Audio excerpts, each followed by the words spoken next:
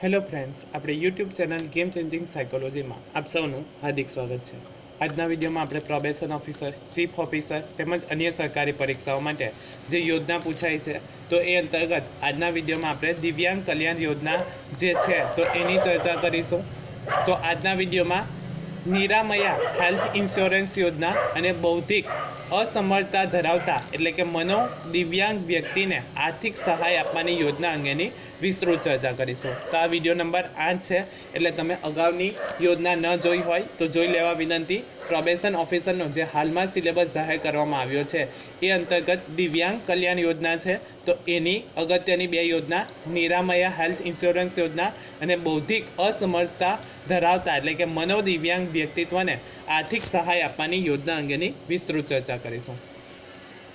તો અગાઉના વિડીયોમાં આપણે દિવ્યાંગ વ્યક્તિને એસટી બસમાં મફત મુસાફરીનો લાભ આપવાની યોજના, દિવ્યાંગ સાધન સહાય યોજના, દિવ્યાંગ વિદ્યાર્થીઓને શિષ્યવૃત્તિ આપવાની યોજના, દિવ્યાંગ વ્યક્તિઓના કુટુંબીજનને વીમા સહાય યોજના એટલે કે નિયામક શ્રી સમાજ સુરક્ષા દ્વારા આપવામાં આવે છે એ યોજના, Indira Gandhi national disability pension યોજના, અસ્થિ વિષયક દિવ્યાંગ માટે ટુ વ્હીલ ખરીદવા માટેની સહાય યોજના, સંત સુરદાસ યોજના અને દિવ્યાંગ લગ્ન સહાય યોજનાની વિસ્તૃત ચર્ચા કરી છે। જો તમે અગાઉના વિડીયો ન જોયા હોય તો જોઈ લેવા વિનંતી। હવે આજના વિડીયોમાં નિરામયા હેલ્થ ઇન્સ્યોરન્સ યોજના અને બૌદ્ધિક અસમર્થતા ધરાવતા એટલે કે મનોદિવ્યાંગ વ્યક્તિને આર્થિક સહાય આપવાની યોજનાની વિસ્તૃત ચર્ચા કરીશું।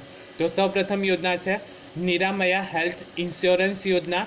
તો આ યોજનાનો લાભ કોને મળવાપાત્ર છે? તો આ યોજનાનો લાભ નીચે મુજબની દિવ્યાંગતા ધરાવતા દિવ્યાંગોને જ મળવાપાત્ર છે। તેમાં ફર્સ્ટ છે બૌદ્ધિક અસમર્થતા ધરાવતા દિવ્યાંગો માટે સેરેબલ પાલ્સી એટલે કે મગજનો લકવો જે ધરાવે છે એવી વ્યક્તિઓ જેને સેરેબલ પાલ્સી તરીકે ઓળખવામાં આવે છે। ત્યારબાદ છે ઓટિઝમ જે સ્વલિનતા તરીકે ઓળખાય છે, અને મલ્ટિપલ ડિસેબિલિટી એટલે કે બહુવિધ દિવ્યાંગતા ધરાવતા દિવ્યાંગજનોને આ યોજનાનો લાભ મળવાપાત્ર છે। તો અહીંથી પ્રશ્ન પૂછાઈ શકે કે નિરામયા હેલ્થ ઇન્સ્યોરન્સ યોજના કોને મળવાપાત્ર છે? તો અલગ અલગ ઓપ્શન હશે। તો એમાં બૌદ્ધિક અસમર્થતા ધરાવતા, સેરેબલ પાલ્સી એટલે કે મગજનો લકવો ધરાવનાર, ઓટિઝમ એટલે કે સ્વલિનતા અને મલ્ટિપલ ડિસેબિલિટી એટલે કે બહુવિધ દિવ્યાંગતા ધરાવતા વ્યક્તિઓને આ યોજનાનો લાભ મળવાપાત્ર છે। ભરવાપાત્ર પ્રીમિયમ શું છે? તો લાભાર્થીની બીપીએલ અને એપીએલ એટલે કે બિલો પોવર્ટી લાઇન અને અબોવ પોવર્ટી લાઇન જે છે તો એમાં કૌટુંબિક માસિક આવક 15,000 સુધીની હોય તેવા દિવ્યાંગોને આ યોજનાનો લાભ મળવાપાત્ર છે। દિવ્યાંગ લાભાર્થીને ભરવાપાત્ર પ્રીમિયમ 250 રૂપિયા અને એપીએલ કૌટુંબિક માસિક આવક 15,000થી વધુ હોય તેવા દિવ્યાંગ લાભાર્થીને ભરવાપાત્ર પ્રીમિયમ 500 રૂપિયા રાજ્ય સરકાર દ્વારા ભરવામાં આવે છે। તો યાદ રાખવાનું છે, લાભાર્થી બીપીએલ અને એપીએલ હોય તો કૌટુંબિક માસિક આવક 15,000 સુધીની હોય તો દિવ્યાંગ લાભાર્થીને ભરવાપાત્ર પ્રીમિયમ 250 રૂપિયા છે, અને એપીએલ જો હોય તો એની કૌટુંબિક માસિક આવક 15,000 સુધીની હોય એવા દિવ્યાંગ લાભાર્થીને ભરવાપાત્ર પ્રીમિયમ 500 રૂપિયા જે છે એ રાજ્ય સરકાર દ્વારા ભરવામાં આવે છે। મળવાપાત્ર સહાય શું છે? તો આ યોજનામાં ઉપરયુક્ત 4 પ્રકારની દિવ્યાંગતા ધરાવતા દિવ્યાંગ વ્યક્તિને 1 લાખ રૂપિયા સુધીના વીમા રક્ષણ મળવાપાત્ર છે। તો આ અગત્યનું છે, કેટલું વીમાપાત્ર રક્ષણ મળવાપાત્ર છે? તો 1 લાખ રૂપિયા સુધીનું વીમા રક્ષણ મળવાપાત્ર છે, જેમાં હોસ્પિટલમાં દાખલ, ઓપરેશન, ઓપીડી, દવાઓ અને વાહન વ્યવહાર ખર્ચનો સમાવેશ થાય છે। આ યોજના હેઠળ તમામ પ્રકારની વય જૂથના દિવ્યાંગનો સમાવેશ થાય છે। આ યોજના હેઠળ લાભાર્થીને કોઈપણ પ્રકારની પૂર્વ તબીબી પરીક્ષા એટલે કે મેડિકલ ટેસ્ટની જરૂરિયાત રહેતી નથી, અને લાભાર્થી કોઈપણ હોસ્પિટલમાં સારવાર લઈ શકે છે। તો યાદ રાખવાનું છે કેટલા રૂપિયાનું વીમા રક્ષણ મળવાપાત્ર છે? તો 1 લાખ રૂપિયા સુધીનું વીમા રક્ષણ મળવાપાત્ર છે।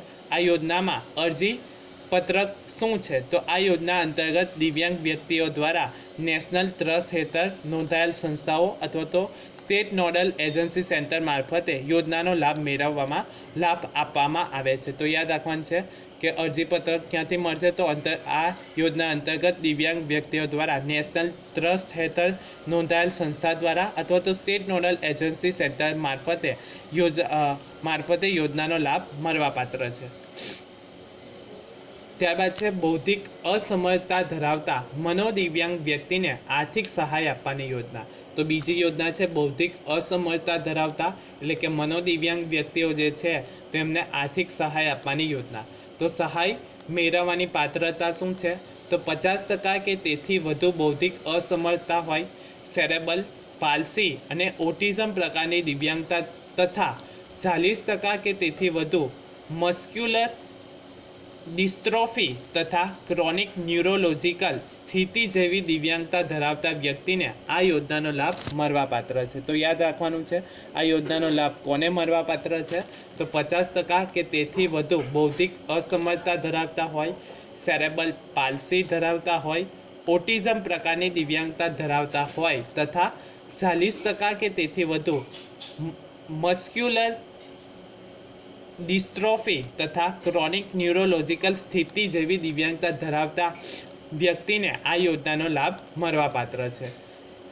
0 થી 79 વર્ષ એટલે કે 0 થી 79 વર્ષ સુધીના દિવ્યાંગ વ્યક્તિઓને આ યોજનાનો લાભ મળવાપાત્ર છે. તો આ યાદ રાખવાનું છે 0 થી 79 વર્ષ સુધીના દિવ્યાંગ વ્યક્તિને આ યોજનાનો લાભ મળવાપાત્ર છે.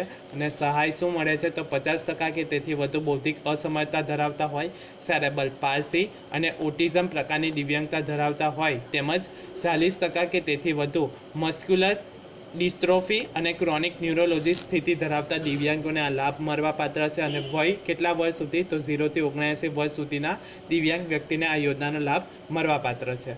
તો આજના વિડીયોમાં આપણે 2 અગત્યની યોજનાઓ જોઈ. સૌપ્રથમ છે નિરામયા હેલ્થ ઇન્સ્યોરન્સ યોજના.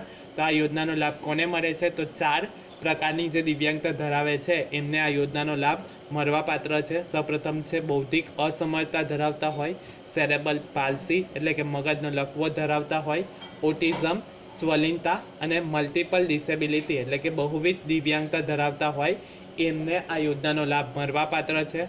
ભરવાપાત્ર પ્રીમિયમ કેટલું છે? તો BPL જે હોય એમાં પણ BPL કાર્ડ ધરાવનાર કૌટુંબિક માસિક આવક 15,000 સુધી હોય તો એવા લોકોનું પ્રીમિયમ જે છે તો એ ₹250 એટલે કે ₹250 અને APL કાર્ડ ધરાવતા કૌટુંબિક માસિક આવક 15,000 સુધીની હોય તો પ્રીમિયમ ₹500 જે છે એ રાજ્ય સરકાર દ્વારા ભરવામાં આવે છે. મળવાપાત્ર સહાય શું છે? તો આ 4 પ્રકારની દિવ્યાંગતા ધરાવતા દિવ્યાંગ વ્યક્તિને ₹1,00,000 સુધીનું વીમા રક્ષણ કવચ મળવાપાત્ર રહે છે.